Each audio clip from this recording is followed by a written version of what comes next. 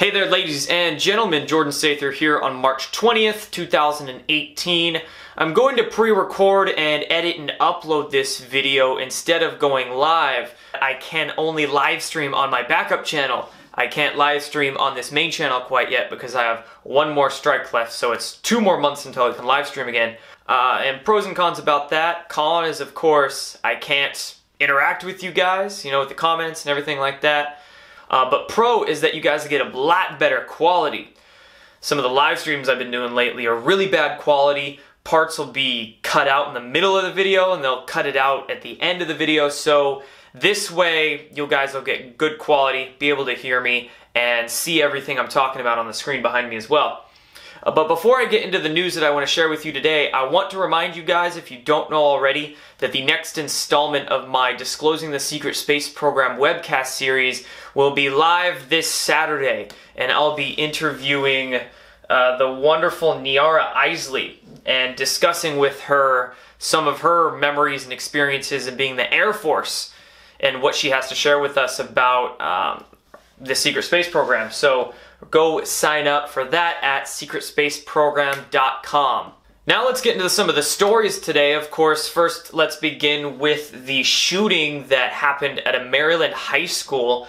2 students are injured and the suspected gunman dead after this incident at Great Mills High School in Maryland. And luckily, there was a school services officer there that was armed, and he put an early stop to the shooting. We can identify him. His name was Blake Gaskill. He's the hero that put an end to the school shooting. And check this out from CNN. You know they did not want to run this article here, but they're saying officers' quick action stopped the school shooter. So this could have been much, much worse, but luckily this hero was armed and he put a stop to the shooting. And this didn't fit in with the gun control agenda that they wanted so fiercely to put out there. Maybe this was a botched false flag operation or something of that sort, but luckily he was armed and they're at the ready to put a stop to that.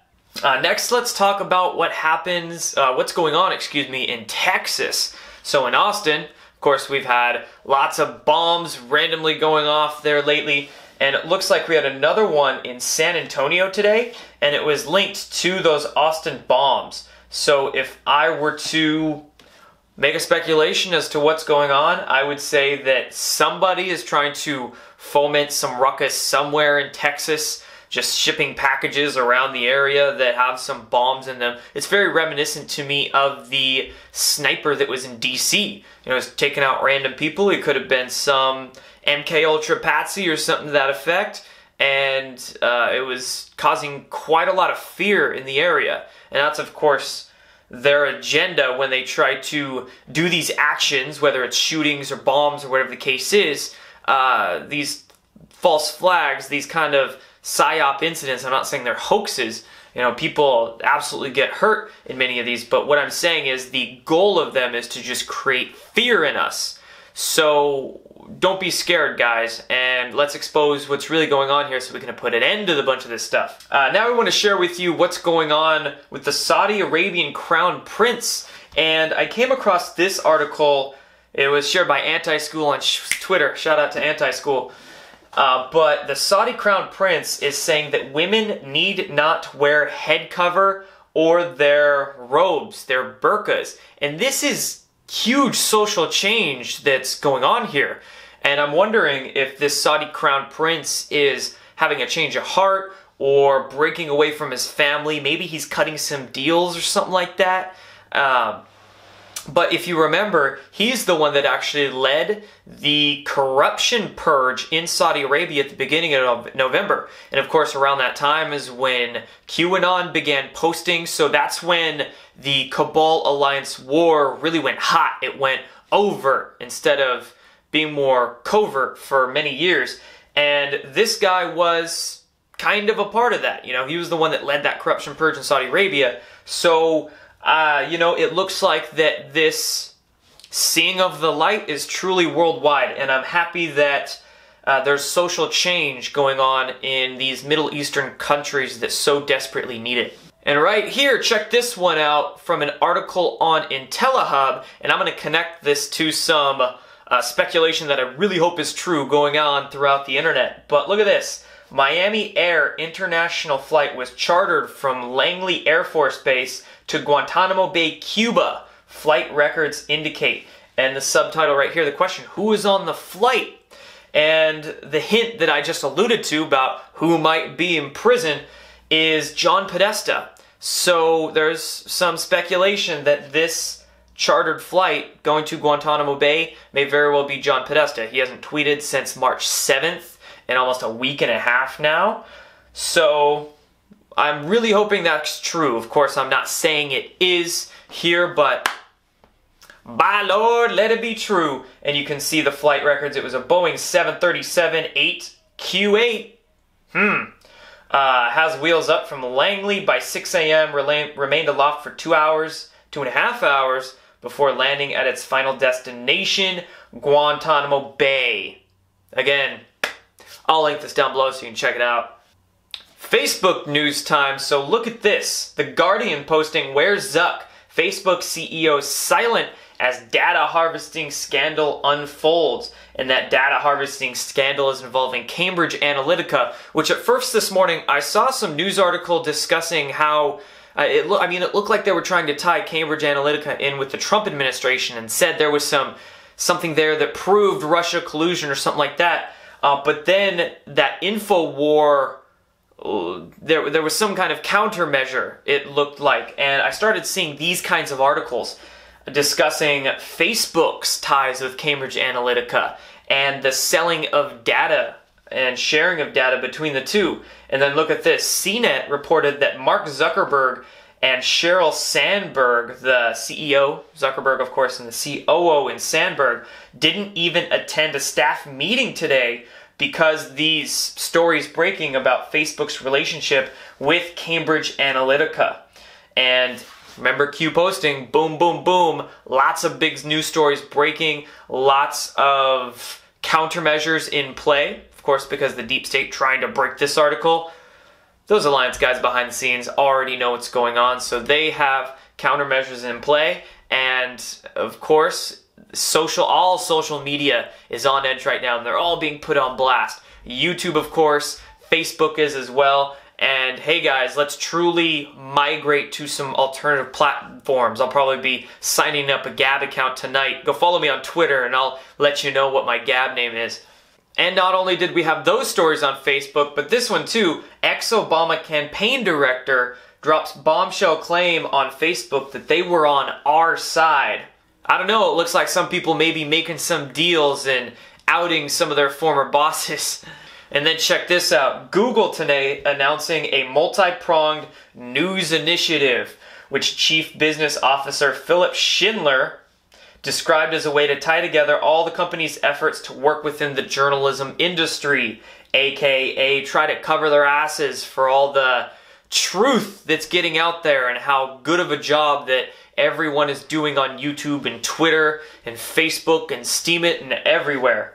I love this right here. Schindler said Google has already been adjusting its algorithms to prioritize more authoritative sources. And it's also highlighting verified sources in its results in a top news section. I don't trust that one bit. And now let's talk about a few things going on over in Europe. One is that Nicolas Sarkozy was questioned as a part of a police probe into campaign financing. So he wasn't arrested, even though that word is in the headline of this here, but he was taken in, he was questioned, and there's investigations into the former French president. So that's good news. But bad news coming out of the UK. Check it out. A YouTuber by the name of Count Dankula was put in jail for teaching his dog a joke. He taught his dog how to Nazi salute. Now, I wouldn't necessarily teach any of my animals how to do that, but if you want to go and do that, go for it. I don't think you should be put in jail over it, but that's exactly what happened to Sir Count Dankula, and InfoWars here reporting on it. He was convicted for an offensive joke.